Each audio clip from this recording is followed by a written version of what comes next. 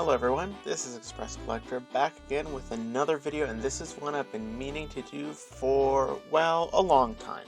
And finally, after being on the drawing board for so many months, I'm getting around to it. Today, as you can tell, we're going to be taking a look at my top 20 favorite episodes of Thomas & Friends. This video will be done in two parts, as many other people have done, simply for convenience and facility of editing, but both parts will be released consecutively, so it shouldn't be too much of a wait. Now, what is the criteria for this video? How do I qualify my top 20? Well, it's just my favorite 20 episodes of the show, based on my personal taste and opinions. Your top 20 may be different from mine, and that is perfectly okay. As always, you can comment your own top 20s or your opinions on my list down below in the comments. And this is part 1, the link to part 2 will be in the description when that video goes up. So without further ado, let's wave our green flag and depart on this journey. Number 20, Thomas's milkshake model. Now I know what you're all thinking. Why this episode of all episodes? Well, that's why we're here. Allow me to explain. This episode was probably one of my favorites as a child. I remember watching it on PBS Kids back in the day, and it always stuck with me. Like, I have a very particular memory regarding this episode. Whenever it came out, this is season 9, so it was around 2006. I remember getting home from school on a Friday, turning on the TV. I just had ice cream. I turn on the TV, and this episode is playing. I don't know why, but just the fact that I was eating ice cream as I watched it kind of got this one stuck in my head. And I will admit, it's not necessarily what you would call a great episode. It's a very simple, basic premise, and the annoying through strikes formula is so blatant in this episode. But I gotta admit, I actually admire the ingenuity that Thomas shows in this episode, even if they kind of literally tell him what he's supposed to do. You know, the whole milk turning into butter plot. I like how he at least remembers that, and how a previously established plot point gets brought up rather than just forgotten, as is so often the case in the hit era. And given this was a childhood favorite, I always had to include it somewhere, and that's why this episode is number 20.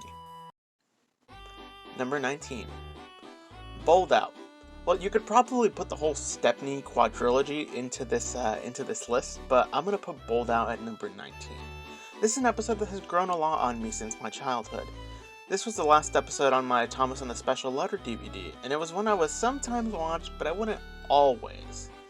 Because when I was a kid, I found it a little boring. However, when I returned to the fandom during the 2020 year, I realized this episode was actually part of a story arc, and then I went through and watched the entire Stepney quadrilogy, and I realized just how good it was. Stepney and Duck make a nice character pairing. I can see them being as close friends given their nature. And the meeting at the sheds is probably one of the most memorable moments in the classic series, because it marks one of the few instances where all the engines are united rather than going at each other. And as for Class 40, I just love it when characters are shown to be really cocky or really spiteful, and then they get shown up within the same episode or within the same story plot.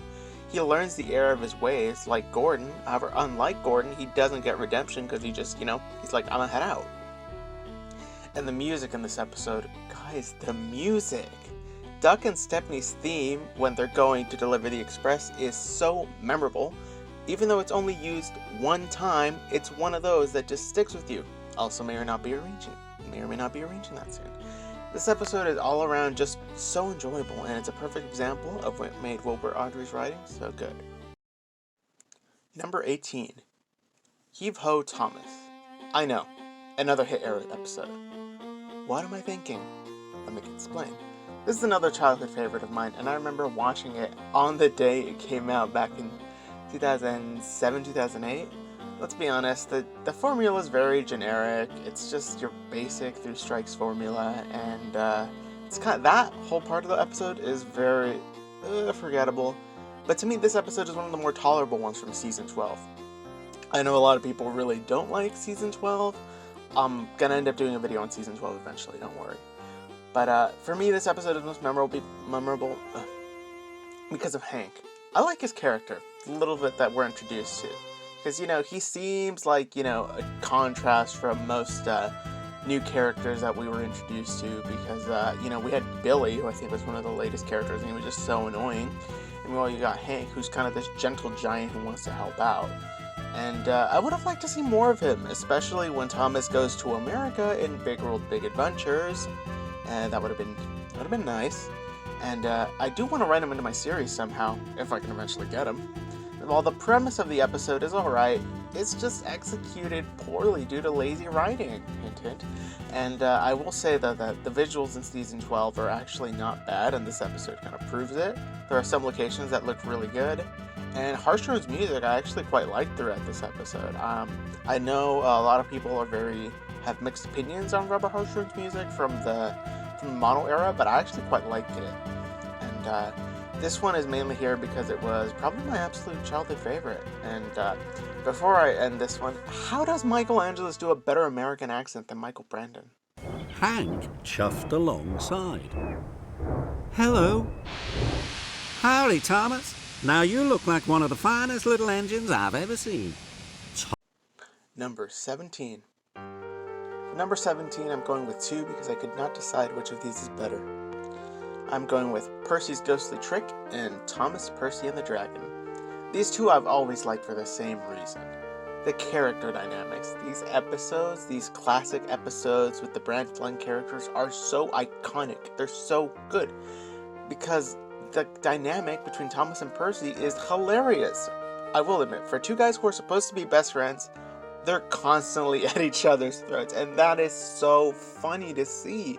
Because, you're supposed to, they did a whole episode about this eventually, like best friends from season 12, and it's such a contrast to what we see in seasons 2 and 3. They're constantly trying to outwit each other, and it's so funny. Ghostly Trick is probably the most memorable episode of the classic era, as many of us remember that music, that atmosphere, that look, that suspense, the building towards the climax. And while the Railway Stories was really simple, the Railway Series story, the director, the set design people, David Mitton, they went full Halloween mode, and it looks so good. The music is great, the dialogue is clever, and it is really, really well done. And every year on the date of the accident, it runs again as a warning to others, plunging into the gap, shrieking like a lost soul. I like this episode a lot, not just for the story, but the filmmaking, and so good. As for Thomas Percy and the Dragon, it's a good follow-up to that, because we do still get the effects of the first story. It's a sequel, but it's one you don't really expect to be a sequel. Dialogue is clever as always. The music, the atmosphere, the building towards the reveal of the dragon at the junction, it's so good. So dramatic, so tense.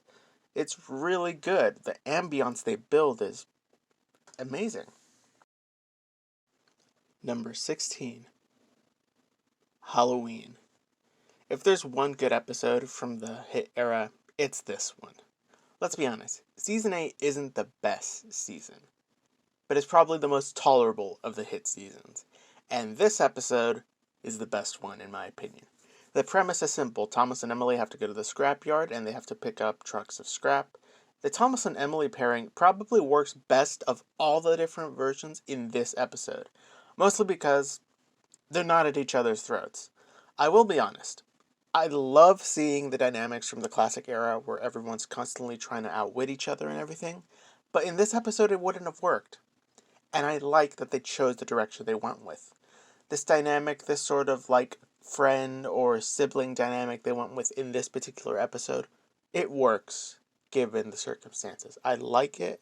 I like how it's made. I like how they develop it throughout.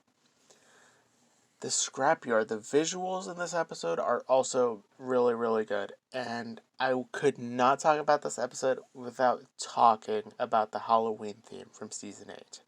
Probably Harshrone's best theme, most memorable theme, that isn't a character theme. It's so dramatic, so suspenseful, and I like the entire sequence. It gives you a lot of that Scaredy Engines chase, if you remember that one, only cranked up to 11, and the visuals just add so much to it. Plus the music, if I had to say a good Halloween episode from Thomas and Friends, this is the second best for me. Number 15. Donald and Douglas. This is one that really grew on me when I came back to the fandom. I'd always had a soft spot for the Scottish twins, and I'm unsure because it was because of their theme or their circumstances, but they were some of my favorite characters growing up. I did have a Trackmaster Douglas growing up, so that may have added a bit to it. But as for plot, this episode is fairly simple. Donald and Douglas arrive to the island. Douglas is having trouble with his trains because of Spiteful Breakvan, and I love that Donald stands up for his twin, and he's like, goes up to the Spiteful Breakvan and says this. His twin was angry. "You're a muckle nuisance," said Donald. "It's to leave you behind I'd be wanting." "You can't," said the van. "I'm essential." "Oh, Kaya," Donald burst out. "You're nothing but a screeching and a noise when all's said and done. Spite Dougie, would you? Take that!" Oh, cried the van. "There's more coming, should you misbehave." And then I love the resolution, how this story doesn't just feel like multiple sections, it feels like an overarching plot line that leads you from their arrival to Sir Topham having to make his decision, which I think is, a tough decision to make if you're in that situation. And this episode, I think, is one of those that really shows you the dynamics between characters and how characters are, like, really good-willed and everything, even though sometimes they may have disastrous situations or unfortunate circumstances thrust upon them. I love how Douglas didn't give up. He was like, you know what? Even though he had been having trouble with his trains, he decided to still go and help and everything, and that was really good. And a lot of people are going to point at this scene right here that I'm showing on screen. He clearly isn't dead, so just gonna throw that out there. But I do like this episode. It was one that really grew on me over time, and I will say that it's so memorable as well. Like, who can forget the Scottish theme? Like, how can anyone forget that? Like, I'm playing it right now as I speak, and it's really memorable. It's one of those that sticks with you, and yeah, as is this episode. So, Donald and Douglas, number 15. Number 14. Over the Hill. I know, this is the first CGI era episode I've ever mentioned in this list, and I will say why I love it. This episode does the classic era sort of contentious and spiteful competitive relationships, and it just takes it to so much of a higher level. I'm not saying that the dynamic is played out better, but it's played out just the way you'd expect in the classic series, which is great.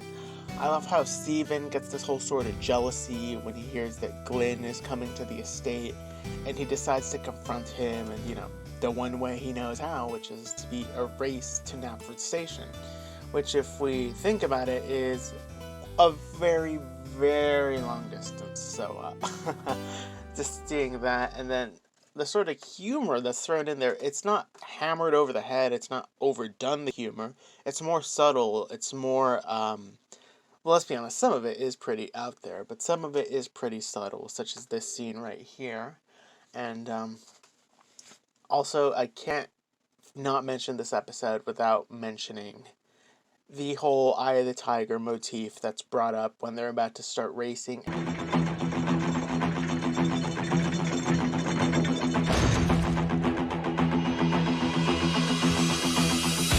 Right then, let's see if you can keep up with me. Ready? Steady? And then you get to the race and they're both going at like 2 miles an hour. I'm actually laughing as I say this. So yeah, that's great. And then they're going up the hill, and we get this whole casual roasting session with Gordon and James, which is a lot of meme material, meme worthy, and it's very funny as well. And the one little thing I don't like about this episode is that it just ends.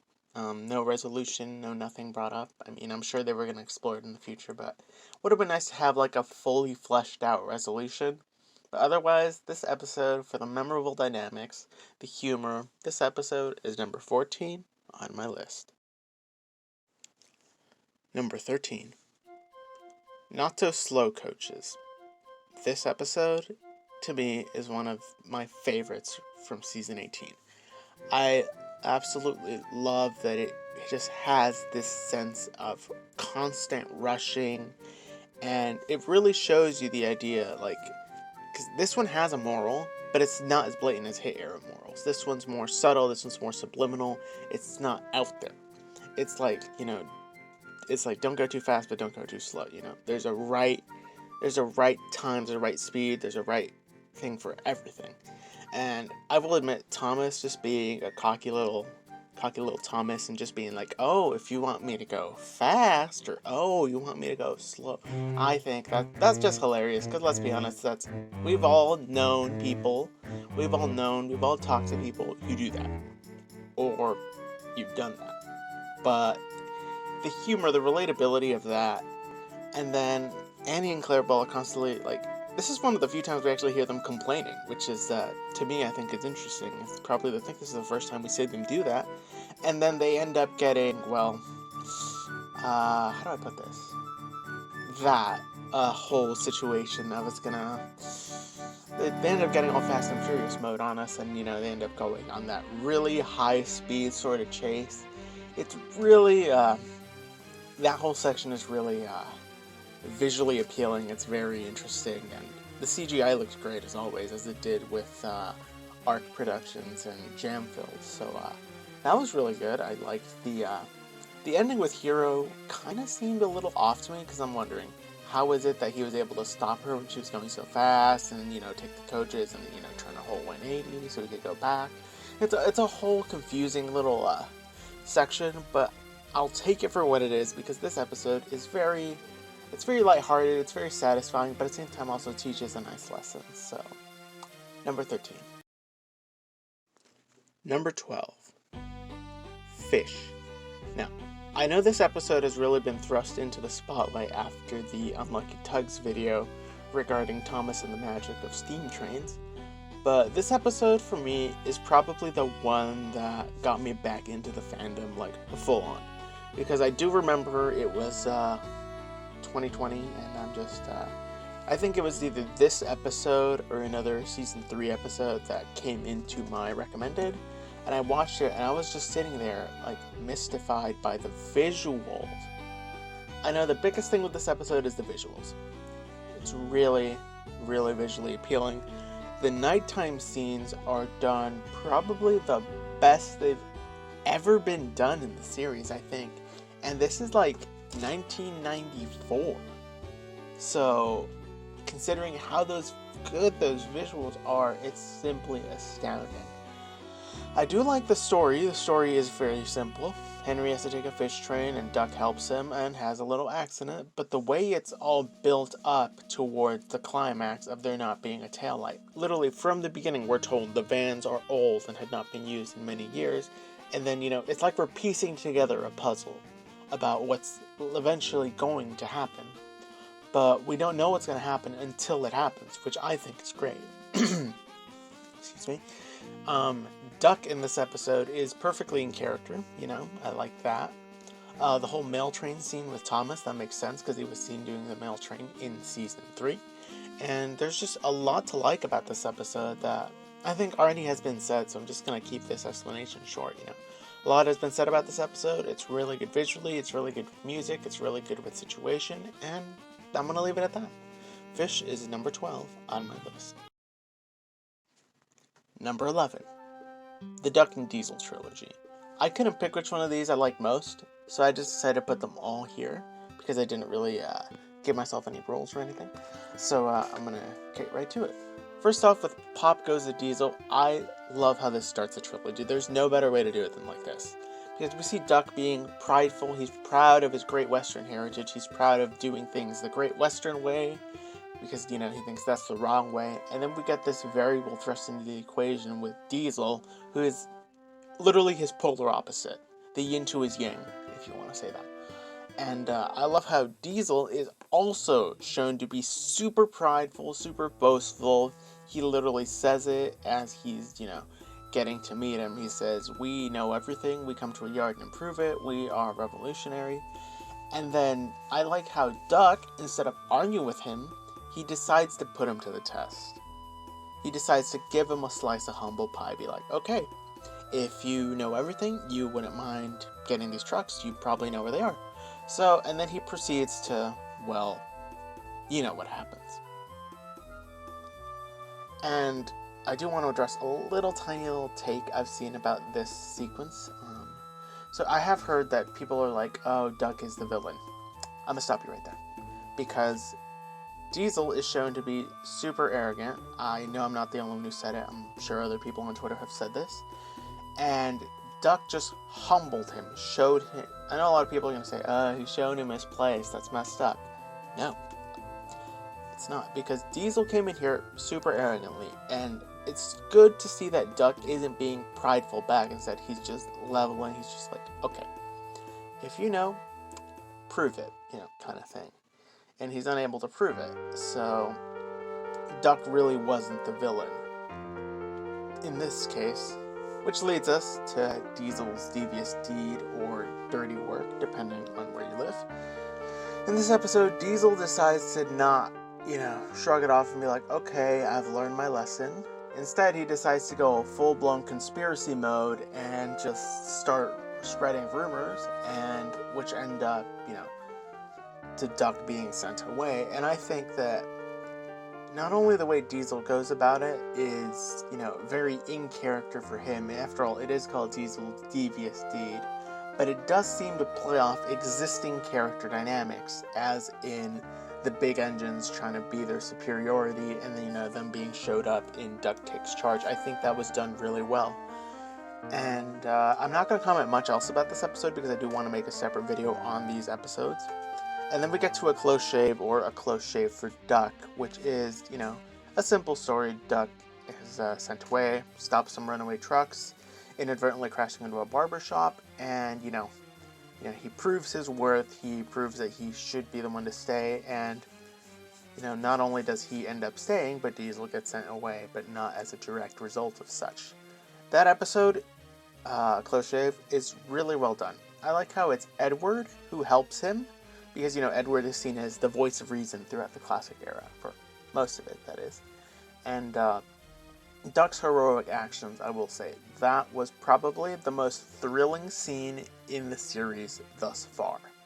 Because, of course, we'd had Old Iron in the chase, but I think this one was a little more intense, and for me personally. But and we got the barbershop scene, which is so iconic, so well known, so referred to. And it does make you beg the question, why didn't they put buffers outside a barbershop? Or why did they set up a barbershop there? All a good question. And, it's very memorable, this particular episode, and I think it was a good way to close out this trilogy. And I do like the music in all three of these episodes. Duck's theme is great. Diesel's theme was my favorite for a time, and I still really like it. And the Runaway theme here is done so well, and I think that this version of the Runaway theme, for me personally, is probably my favorite before they had to, incorporate the William Tell overture into it, which is a whole other conversation. But music was great, the filming was great, the dialogue is memorable, and overall, I think this is a really good set of 3 episodes, and that's why these 3 are number 11, because they're so good, I couldn't pick a favorite. That's it for part 1. Make sure to tune in my next video for part 2 of my top 20. If you're watching this after the release of part 2, the link to part 2 is in the description below. Until then, see you next time.